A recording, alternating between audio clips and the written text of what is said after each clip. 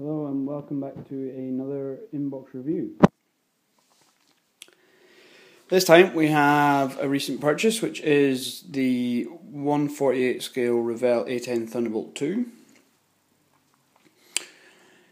If I understand correctly, I believe this kit represents a relatively early mark of the Thunderbolt. I don't think it's the first mark, but I think it might be a Thunderbolt A or a Thunderbolt C. I'm not entirely sure, so don't quote me on that because I don't really know. However, after looking around online, I'm led to believe that this kit, despite its age, is actually still one of the, in terms of accuracy, if that's what you're bothered about, it's still one of the most accurate and almost one of the most detailed A10 kits available in this scale. I believe Italeri and Hasegawa, possibly Hobby Boss, do 1/48 scale A10s, which could be arguably better quality kits. However, apparently they have quite a bit of shortcomings in terms of shape accuracy and things like that. I'm personally not so bothered. It looks like an A10. It's an A10 to me. So let's dive in. Here's the box art. It's new box art for an old kit. You know, it doesn't unfortunately make the kit any better just because you give it a shiny pair of boots. Although that saying, it does apparently build up very well. Sorry for the bad light. I'm filming this in my kitchen this time, and the light in here is terrible. So I do apologise. But according to these pictures here, it should build up into quite a good kit. Instructions are your normal Revell for those who know. Information on the aircraft here, quite a lot actually, well, a good bit, and some technical data as well, which is quite good.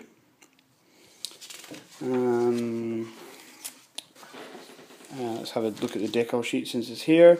It's comprehensive, as you can see. There's a lot of stencil data.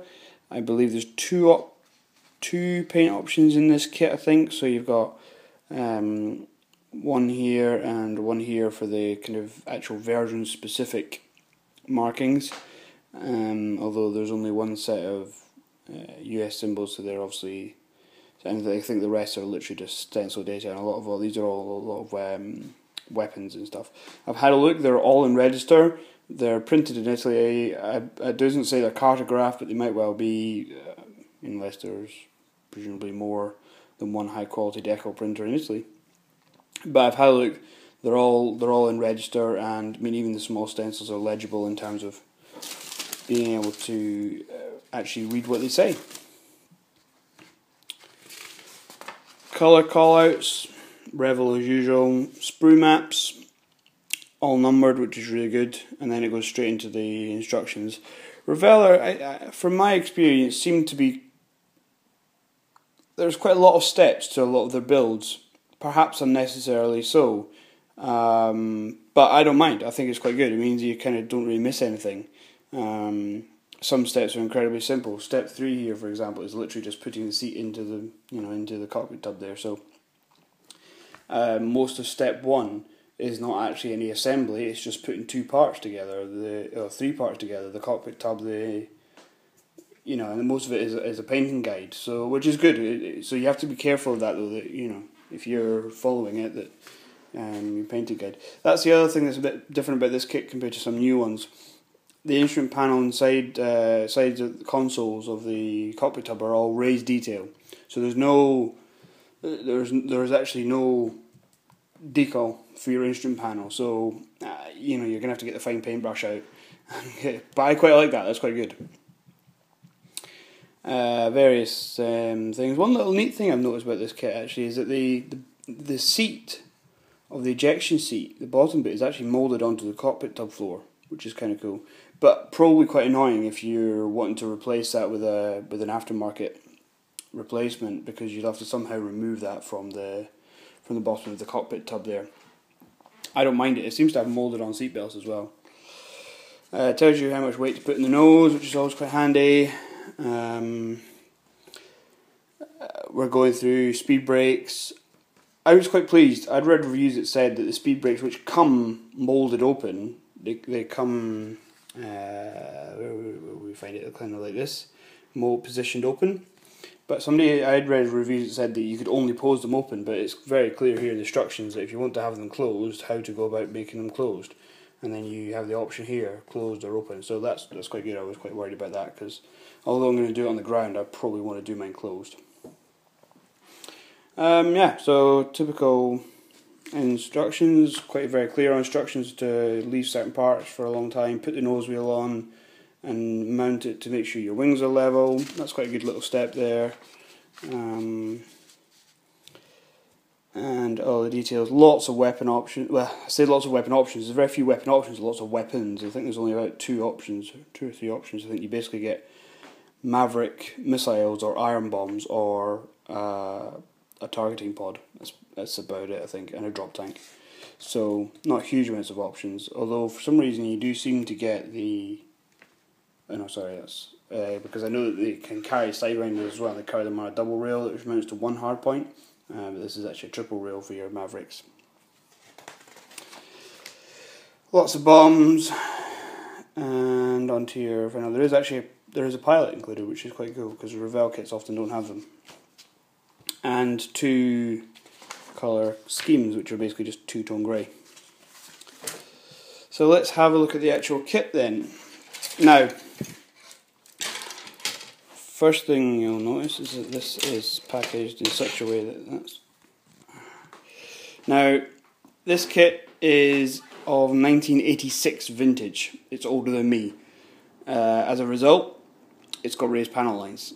However, when I first bought this kit, I had plans to rescribe it all. However, looking at the sheer amount of detail, raised as it is, the sheer amount of detail on this kit, I'm just going to go with it. I'm going to go, do you know what? I'm going to build it, raised panel lines and all, because with a wash and everything, these rivets, panel lines, are going to pick up that wash, and from a viewing distance of a couple of feet away, who's going to notice? It'll provide a nice subtle effect, I think, rather than the quite harsh look that recessed panel lines can do, because it'll probably hold a little bit less wash. So let's have a look though. Most of the parts so far I've seen are crisply moulded. There's a bit of flash on the actual sprue. I'm sorry, the light is going to be terrible. There's flash on the sprue, but most of the parts are okay. There's a little bit of burring on some parts, but I don't mind that. That's easy to get rid of.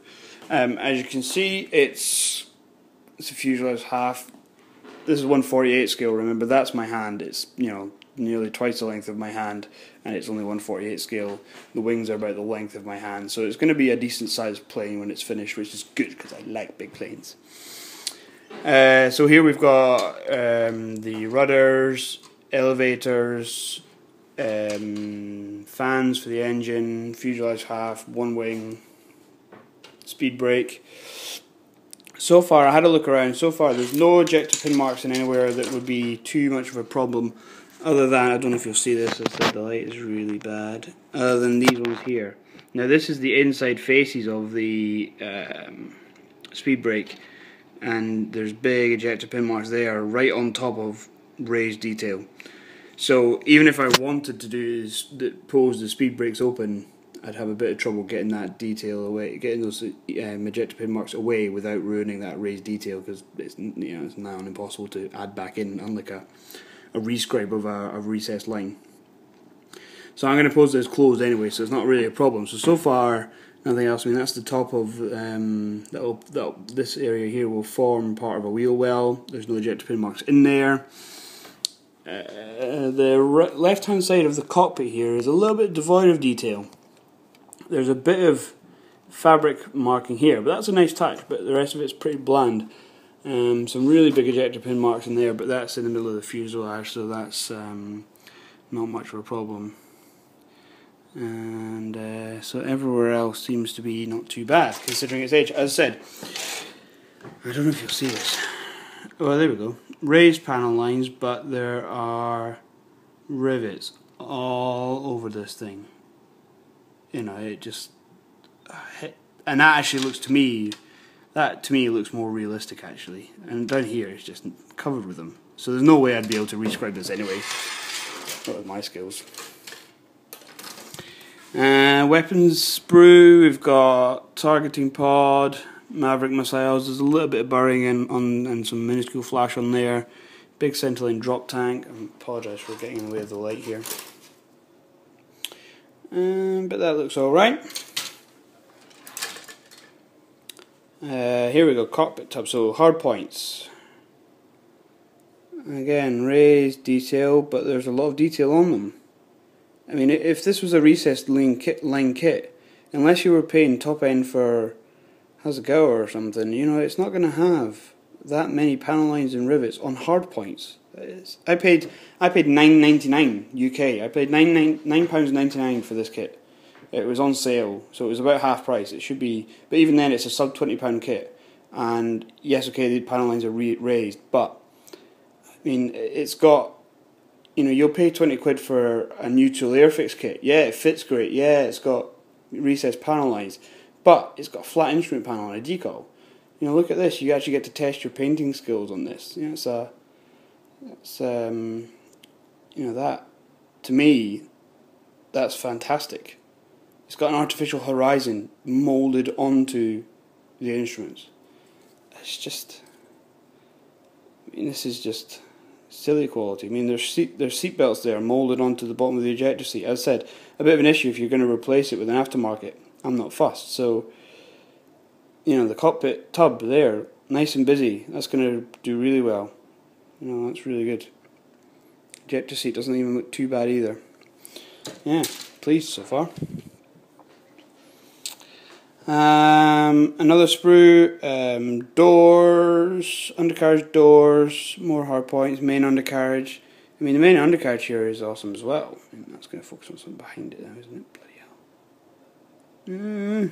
Come on, there we go.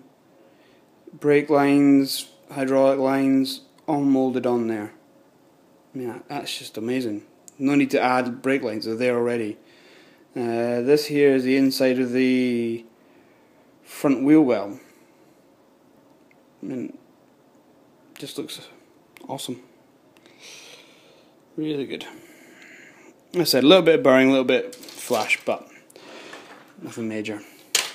This sprue is more or less a repeat of the first one, save for the fact that it's got the engine combing on it. I believe that this rectangular bit in the middle here is actually supposed to be open at each end. So if it is, I'll check some references, but then that'll get opened up. Nice hatch detail and stuff on the engines there.